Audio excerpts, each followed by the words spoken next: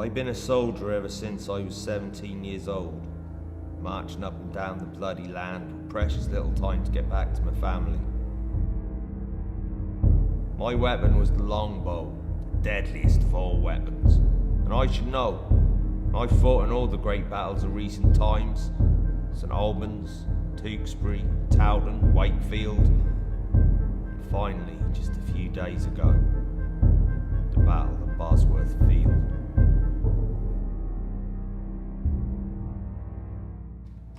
I thank you, good people.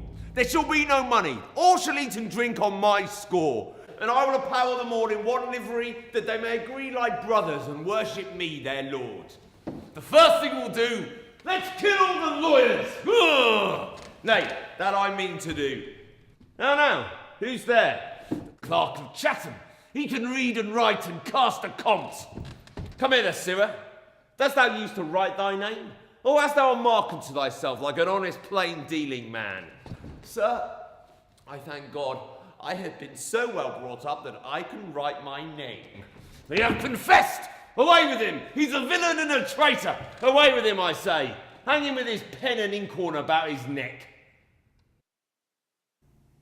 Jack Cade perished, of course, but his beliefs lived on.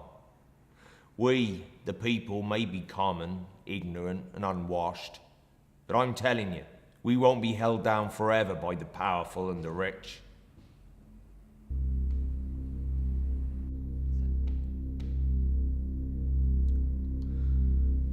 Look, York, I stained this napkin with the blood that issued from the bosom of the boy. And if thine eyes can water for his death, I give thee this to dry thy cheeks withal.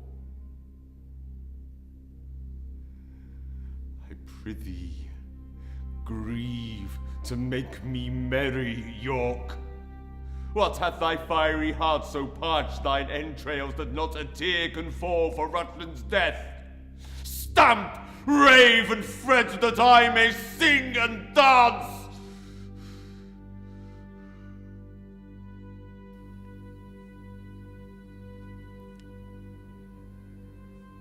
The red rose and the white are on his face, the fatal colours of our striving houses. The one his purple blood right well resembles, the other his pale cheeks methinks presenteth. Wither one rose and let the other flourish. If you contend, 1,000 lives must wither.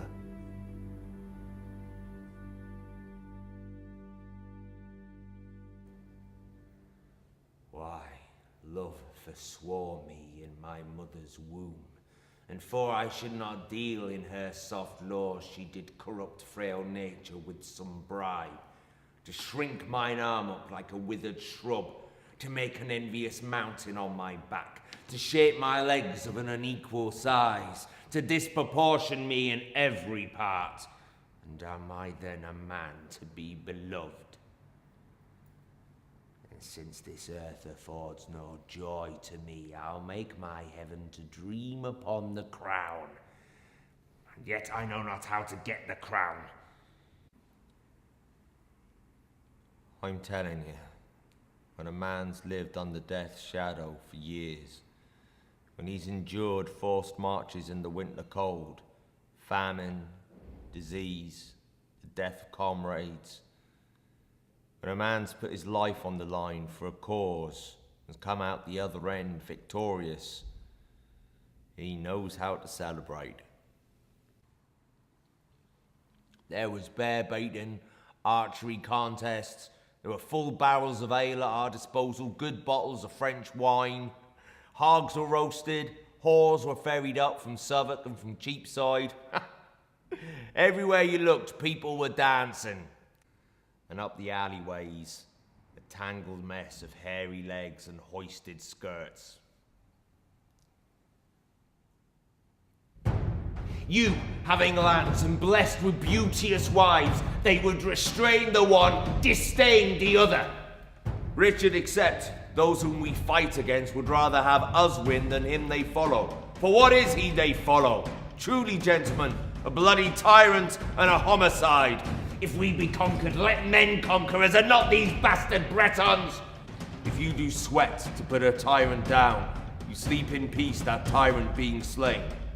If you do fight against your country's foes, your country's fat shall pay your pains the higher. Shall these enjoy our lands, lie with our wives, ravish our daughters? Hark! I hear their drum. And it wasn't long before we were permitted to make our way homeward through a scarred and broken land. Crops lay rotten in the field, ripped up by scavenging hordes before they'd time to ripen. Streams had been poisoned, orchards burned. Animals lay butchered in the field by a people who'd been at war for too long. The new king had a lot of work to do to heal this divided nation and restore the land on which we all depend.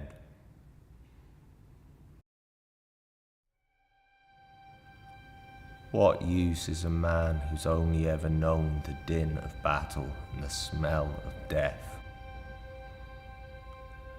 Where can I go now?